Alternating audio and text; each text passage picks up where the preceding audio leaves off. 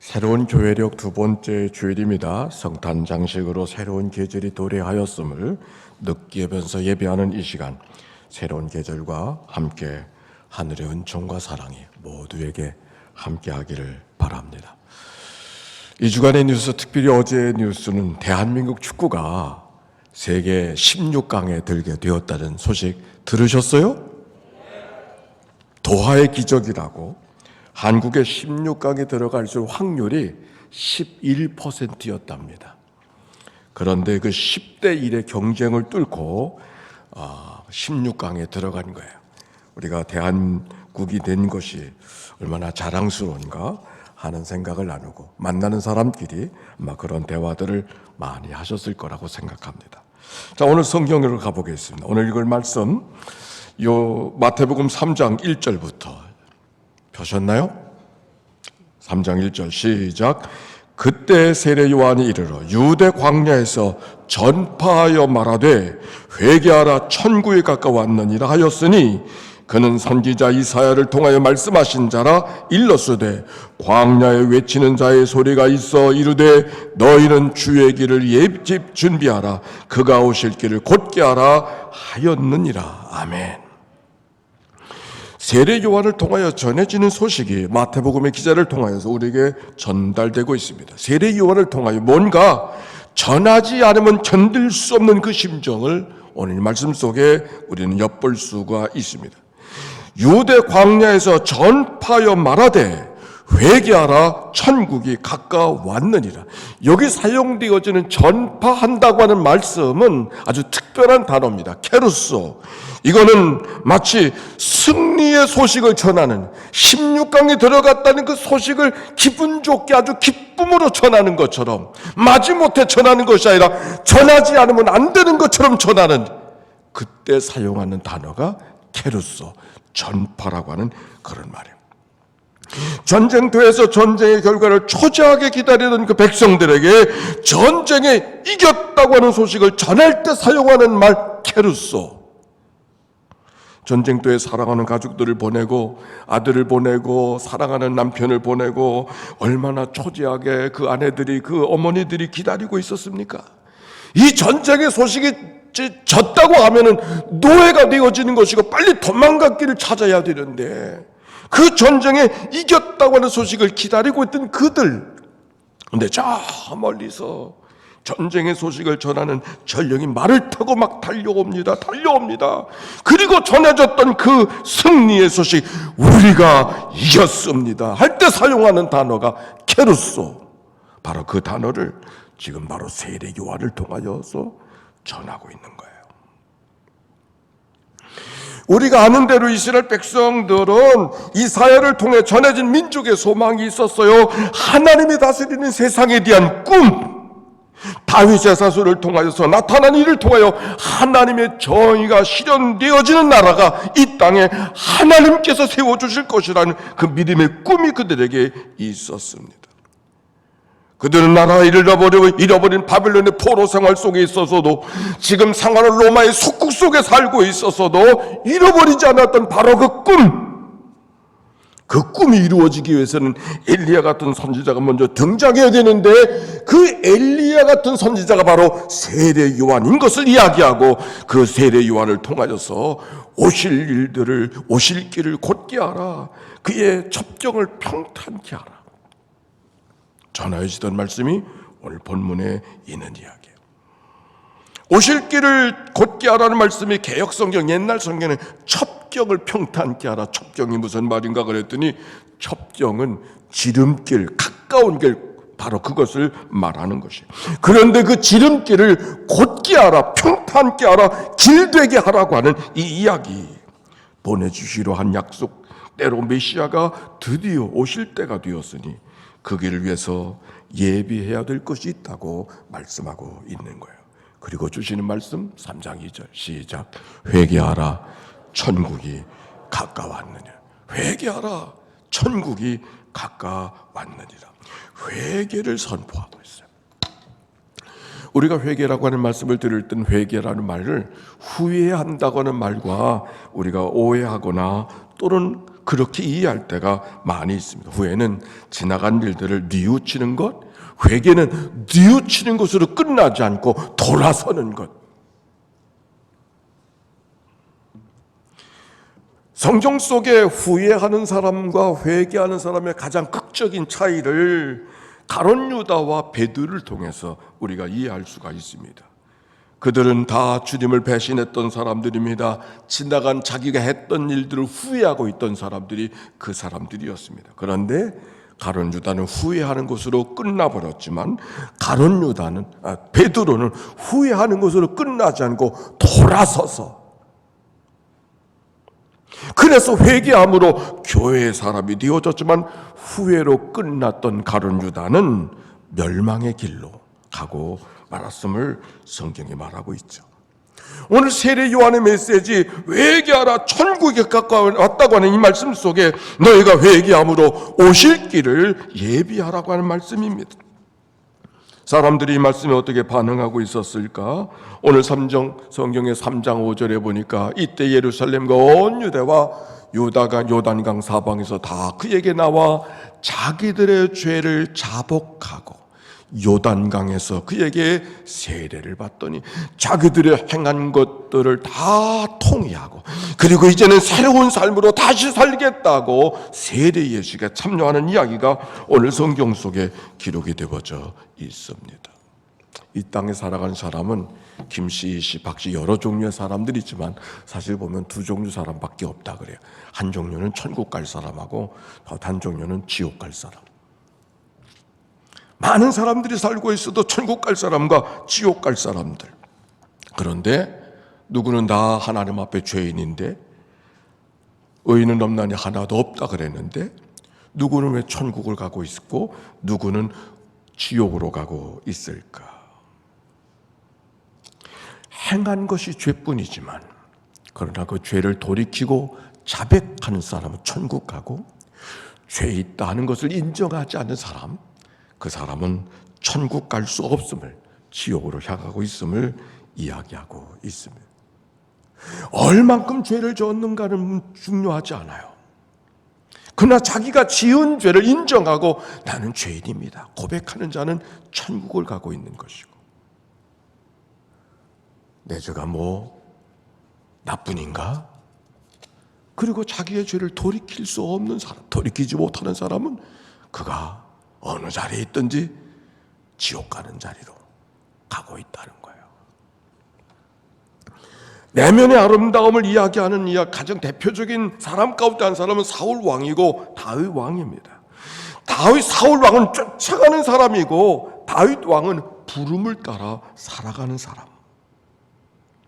사울은 왕으로 다윗을 죽이려고 혈안이 되어서 쫓듯이 인생을 찾아가는 사람이었고, 다윗은 쫓김을 당하면서도 자기를 쫓아오는 그 사울 왕을 용서해 주었던 사람 다윗. 어떻게 그렇게 살아갈 수 있었을까? 부름을 따라 살아가는 사람이었기 때문입니다. 여러분은 사울 같은 사람을 살고 있나요? 아니면 다윗 같은 삶을 살아가고 있나요? 여러분은 사울 왕입니까? 아니면 다윗입니까? 손들지 않겠어요. 그런데 그 얘기를 설명하면서 자기를 사울이라고 생각하는 사람, 그 사람이 다윗이고, 자기를 다윗이라고 생각하는 사람, 그 사람이 사울이라고. 나는 내 인생이 왜 이렇게 사울 같을까 하는 마음을 잊어버리지 않고 안타까운 마음으로 살아가는 사람이, 그 사람이 다윗이고, 인생은 나처럼 살아야 돼. 내 말 들어. 나는 다윗이야. 그 사람이 사울이라는 거예요. 죄인임을 인정하는 사람이, 그 사람이 천국 가는 사람이요. 나 같은 인생 없어. 나는 의인이야. 그 사람이 지옥 가고 있다는 말이에요. 오늘 이 말씀에 우리가 주목해야 되는 것은 세례 요한의 메시지를 듣는 사람이 누구인가? 누가복음과 마태복음이 같은 사람을 같은 이야기를 하고 있는데 대상이 달라요. 누가복음은 무리들이 이 말씀을 듣고 있는데, 마태복음은 바리새인과 사두개인이 이 말씀을 듣고 있어요. 지금 세례 요한이 회개하라 천국 가까웠다고 하는 말씀을 듣는 그 대상이 누구냐? 무리들이 아니에요. 바리새인과 사두개인들이요. 우리가 아는 대로 바리새인과 사두개인들은 아주 종교적인 사람이었고 아주 경건한 사람이었고 구별된 인생을 살아가는 사람이라고 자타가 공인하던 사람이 바리새인과 사두개인이었어요. 유대인들은 하나님의 택함받은 백성이라고, 우리는 아브라함 자손이라고, 어떤 경우도 천국은 우리들의 것이라고 생각했던 사람이 유대인들이고, 그들 중에 대표가 바리새인이요 사두개인이요. 그런데 요한은 그들을 향하여 마태복음 3장 6절 회개에 합당한 열매를 맺고 속으로 아브라함이 자기 조상이라고 생각하지 마라. 내가 너희에게 이르노니 내가 너희에게 하나님의 능히 이 돌들로도 아브라함이 자손이 되게 하시리라. 아브라함이 우리들의 조상이라고 생각하지 말아라. 아브라함 자손 되어지는 것, 하나님 자손 되는 것은 너희들의 공로와 너희들의 수고 때문에 되는 것이 아니라 하나님이 하시는 일이라고.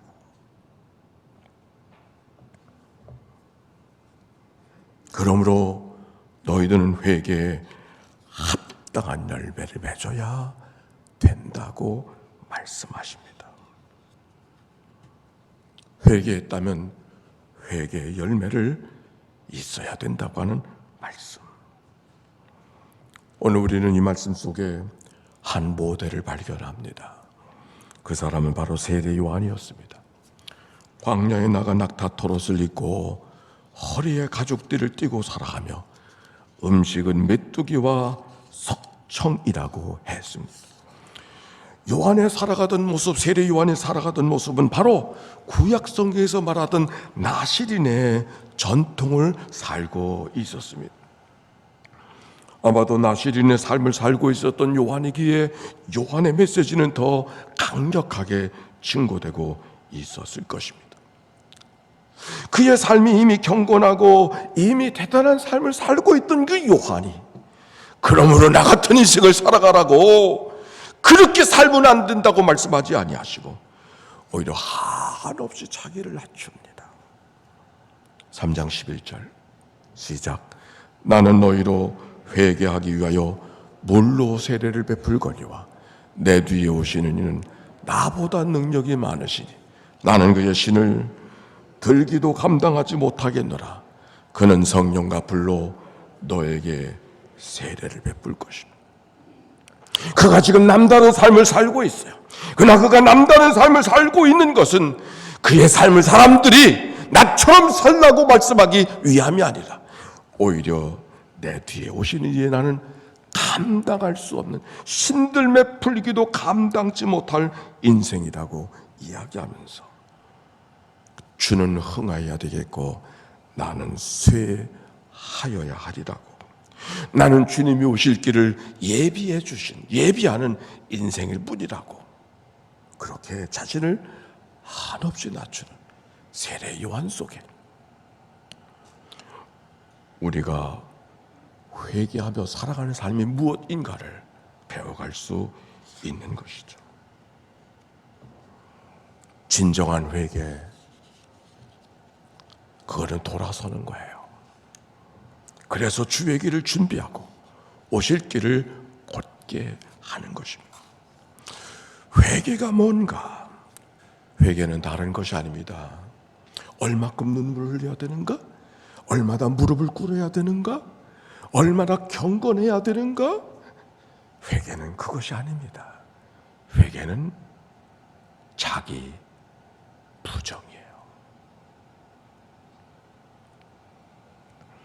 무엇을 해야 하는 것이 아니라 오히려 한 것이 아무것도 없음을 고백하고 인정하는 게 회개예요. 이만큼 하면 회개가 되는 게 아니라 아무리 크고 대단한 일을 했어도 나는 아무것도 아닙니다. 그게 회개예요. 할 수 있는 것을 하는 것이 아니라 오히려 할 수 있는 것이 없음을 고백하는, 그게 자기 부정, 그게 진정한 회개, 그게 십자가죠. 당신이 하신 일, 당신이 가르친 일, 당신이 베푼 능력들, 그걸 다 부정해버리는, 나는 아무것도 아니라고. 그게 십자가잖아요. 그가 이 땅에 대단한 일을 가르쳤고, 그가 이 땅에 명언을 남기고, 그가 대단한 자취를 남겼기 때문에 그가 그때 된 것이 아니라, 그걸 다 부정한 십자가가 예수를 그리스도라고 복음이 되게 하시는 하나님의 역사가 된 거죠. 진정한 충성은 충성했기 때문에 충성이 아니라 오히려 나를 아무것도 한 것이 없습니다, 무익한 종입니다. 그가 진정한 충성이에요. 이만큼 충성하는 사람이 있는가? 이만큼 애써서 노력하는 사람이 있는가? 그걸 자랑하는 사람이 아니라 마치 오병이의 역사처럼 여기 한 아기가 있어 보리떡 5개와 물고기 2마리를, 소년의 보리떡 5개, 물고기 2마리는 그의 전부였지만 그것이 많은 사람을 위해서는 무엇이 되겠습니까? 아무것도 아니지 않습니까? 그 마음이 자기 부정, 그게 진정한 회개인의 살아가는 모습이죠. 바리새인들과 사두개인은 바리새인 사두개인으로 살아가는 것만으로도 그들은 대단한 삶이었었지만, 어쩌면 더 할 것이 없는 인생을 그들이 살고 있었지만, 그들에게 회개하라고 오늘 성경이 말하고 있는 거예요. 어떻게 들려졌을까? 내가 나를 놀리는구나, 가소롭게 듣고 있을지 모르겠어요.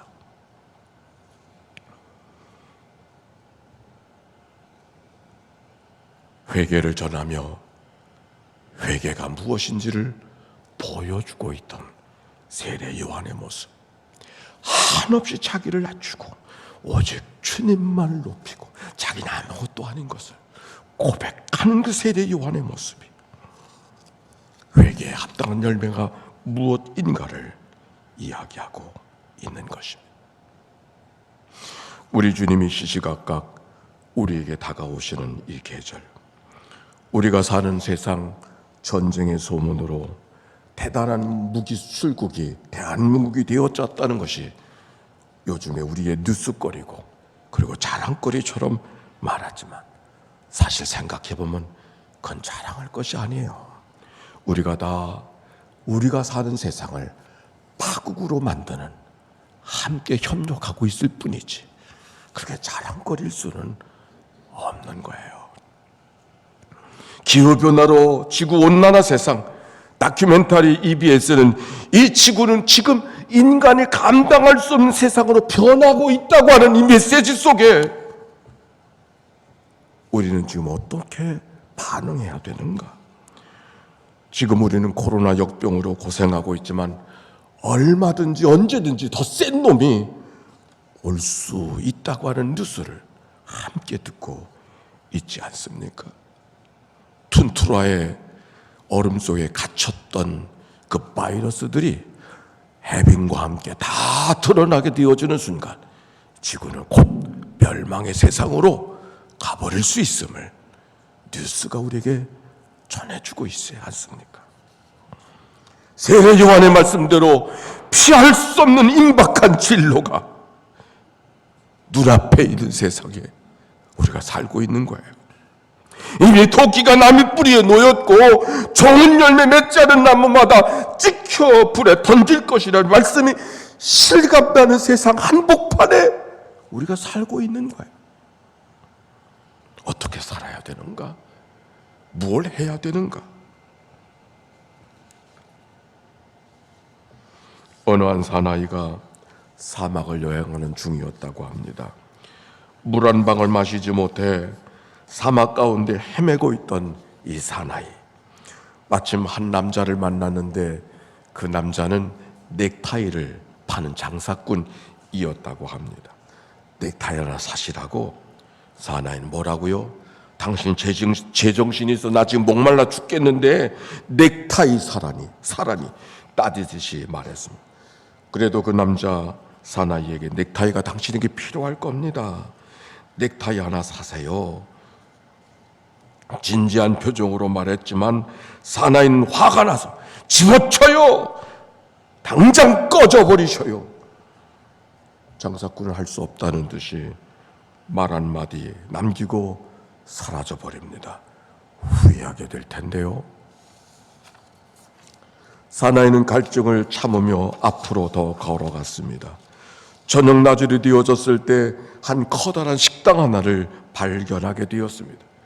주차장에는 고급 승용차가 늘어서 있고 사람들의 표정은 행복한 듯 보여졌습니다. 드디어 물을 구할 수 있는 곳이 여기구나. 사나이는 급히 식당 문을 열고 들어갔습니다. 내게 마실 물 좀 주세요. 돈은 얼마든지 있으니 마실 물 좀 주세요. 그리고 먹을 음식도 주세요. 그러나 사나이는 영문도 모른 채 조국원들에게 쫓겨나게 됐답니다. 사나이가 항변했습니다. 왜 사람이 죽게 생겼는데 왜 이렇게 반응합니까? 종업원들은 말없이 식당 문 앞에 세워두었던 팻말을 가르쳐 주었답니다. 정장 차림이 아닌 사람은 입장할 수 없습니다. 사나이는 결국 넥타이 하나 때문에 물도 음식도 먹지 못한 채 식당 앞에서 죽고 말았다고 하는 이야기가 있습니다. 사두개인과 바리사인들에게 회개하라, 천국에 가까웠다는 말씀. 그래서 너희 주의 길을 준비하고 오실 길을 곧게 하라고 하는 말씀, 어떻게 들렸을까? 사막에 넥타이 사라는 말로 들리지 않았을까? 그랬을 거예요. 지금 내게는 먹고 사는 것이 중요하지 넥타이 사는 게 중요하지 않다고. 지금 내게는 먹고 사는 게 중요하지 주님이 언제 오시는가 그건 내 관심도 아니라고. 눈코 뜰 새 없이 사는 세상인데 항상 깨어 기도하라, 무슨 정신없는 소리를 그렇게 하느냐고.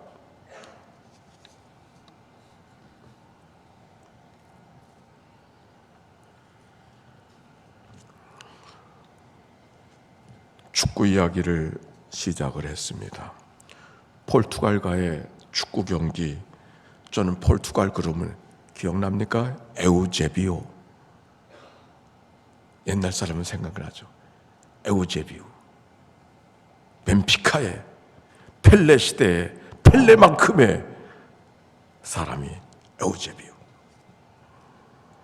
나는 포르투갈과의 경기는 에우제비오의 나라에 이길 수 없는 경기라고 생각했는데 이겼습니다. 그런데 이상한 것은 이겼는데도 환호성을 지르지 못하는 거예요. 왜 그랬을까요? 같은 시간 가나와 우루과이가 하고 있었습니다. 치열한 경기를 그들이 하고 있었습니다. 우루과이가 2대0으로 이겼습니다. 그들은 이겼으나 이긴 게 아니었습니다. 그 장면을 보면서 가나와 우루과이가 치열하게 싸우는데 그 치열하게 싸운 그들의 경기는 우리들을 위한 경기였어요. 우리들을 위한 경기였어요. 그들이 이기고 진 것은 그들이 이기고 진 것이 아니라 결국 우리들을 위한 경기였어요. 가나의 경기를 이렇게 표현했습니다. 내가 못 가면 너도 못 가. 그리고 싸웠던 그들의 경기는 그들을 위한 경기가 아니라 우리들을 위한 경기였다는 이야기. 재밌지 않아요? 우리는 누가 이기고 누가 지는가로 눈살을 찌푸리고 피를 토하듯이 애를 쓰며 살지만 그건 우리들의 싸움이 아니요. 우리들의 삶은 오히려 할 수 있는 것이 아무것도 없음을 고백할 때 하늘에서 베풀어 주신 은총의 선물이 우리 안에 있음을 깨닫게 하는 말씀이죠. 대림절 앞에, 대강절 앞에 어느 목사님이 보내주신 대림절 기도라고 하는 시 한 편이 있었습니다. 같이 합시다. 시작. 밝아서 길을 잃었으니 눈을 감아야겠어요. 어둠 속에서야 선명해지는 별의 길이 있거든요. 어둠 속에서 밝아서 길을 잃어버렸어요. 너무 밝아서 길을 잃어버렸으니 눈을 감아야겠어요. 어둠 속에서야 선명해지는 별의 길을 알기 때문이죠. 또다시요. 시작. 기대가 많아 기도를 잃었으니 나는 침묵하겠어요. 바랄 게 없어져야 오롯이 촛불의 기도가 있거든요. 다음. 목마름을 잊어 당신을 잃었느니 나는 광야로 가겠어요. 목마름을 따라가면 마침내 그에게 닿겠지요. 부재로만 존재하는 당신, 어디에도 없어 어디에나 있는 당신, 기다림의 문을 여시는 이시요. 우리 너무 밝은 세상에 살아 주님 오실 길을 찾지 못하고, 아니 오시는 주님을 잊어버리고, 우리의 욕심이 너무 많아졌어. 가진 것이 너무 많아졌어. 있는 것이 너무 많아졌어. 우리의 마음 뺏어가는 것이 너무 많아졌어. 우리에게 오시는 주님을 바라보지도 않고 관심도 하지 않아. 사두개인과 바리새인들 향하여서 회개하라고 말씀하셨던 세례 요한의 이야기가 이 계절 속에 우리에게 들려주시는 하나님의 말씀이 아닌가요? 회개는 무엇을 해야 하는 것이 아닙니다. 무엇이 있어야 하는 것도 아닙니다. 오히려 있는 것도 아무것도 아니라고, 할 수 있는 것이 아무것도 없음을 고백하는 바로 그 자리에 우리 찾아오시는 주님이 우리 가운데 오셔서 우리와 함께 해주시는 자리가 됨을 기억하고 믿음으로 걸어가는 그런 은혜가 모두에게 있게 되시기를 주의 이름으로 축원합니다.